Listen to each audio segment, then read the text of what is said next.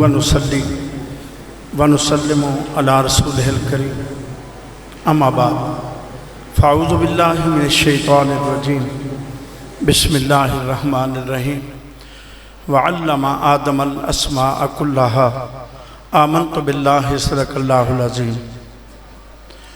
حمد و صلاۃ و سلام کے بعد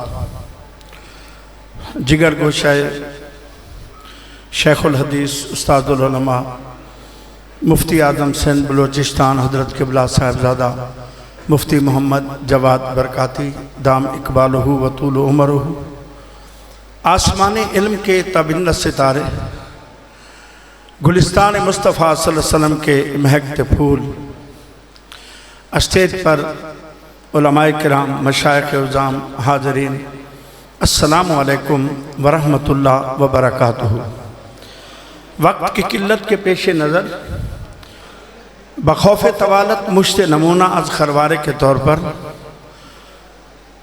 چند معروضات پیش کروں گا۔ اللہ کریم نے جناب سیدنا حضرت بابا آدم علیہ السلام کو دو وجہ سے عظمت اور فضیلت نوریوں پر عطا فرمائی۔ پہلی وجہ نور محمد مصطفیٰ صلی اللہ علیہ وسلم اور دوسری وجہ علم ہے۔ حضور صلی اللہ علیہ وسلم نے علماء کو انبیاء کا وارث قرار دیا۔ حضرت صاحب رحمۃ اللہ علیہ سے میری غلامی کی نسبت تقریباً 36 سال سے ہے۔ میں نے ہمیشہ حضرت کو مشفق و مہربان پایا۔ امام قرطبی رحمۃ اللہ تعالی علیہ فرماتے ہیں کہ ہم علم دین پڑھنے کے لیے دو ساتھی گئے، پر جہاں گئے وہاں کھانے کا انتظام نہیں تھا۔ انہوں نے کہا جی اپنا خرچہ کریں، تعلیم حاصل کریں۔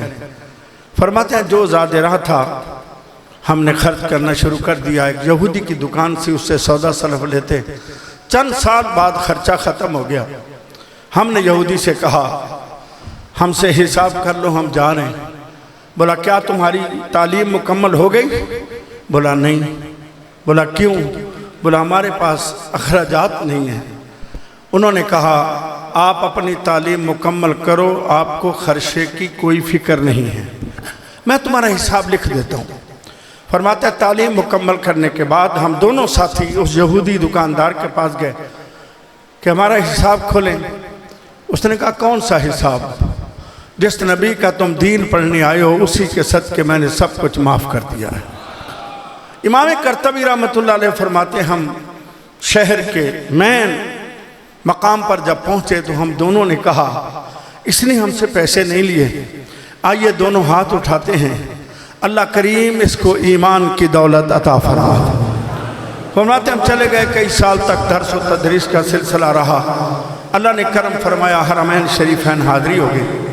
کہتے ہیں مسجد نبوی میں تھے یا حرم شریف، اللہ و رسول عالم، ہم نے دیکھا وہ یہودی چہرے پر سنت رسول ہے، آنکھوں میں چمک ہے، اور وہ رو رو کے اللہ سے دعا مانگ رہا ہے، حضور صلی اللہ علیہ وسلم پر درود و سلام پڑھ رہا ہے۔ کہتے ہیں ہم نے ان سے پوچھا کہ بھائی آپ وہی تو نہیں ہیں جو یہودی دکاندار تھے؟ فرمایا یہودی تھا، تمہارے جانے کے بعد مجھے حضور صلی اللہ علیہ وسلم کا دیدار ہو گیا، ایمان کی دولت مل گئی، میں نے علم دین پڑھا، اب حرمین شریفین زیارت کے لیے آیا ہوں۔ حضرات محترم، ہم نے حضرت کے مشن کو جاری رکھنا ہے۔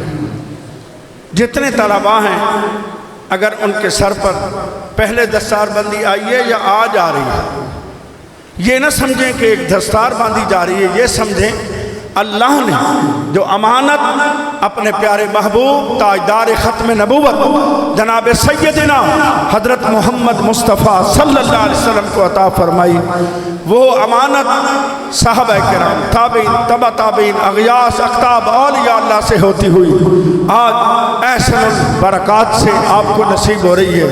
اللہ کریم کی بارگاہ میں دعا ہے اللہ گلشن برکاتی کو قیامت تک آباد اور شاد رکھے۔ اللہ فکر رضا کے جو علمبردار ہیں ان کی نسبتیں، ان کی غلامیاں نصیب فرمائے۔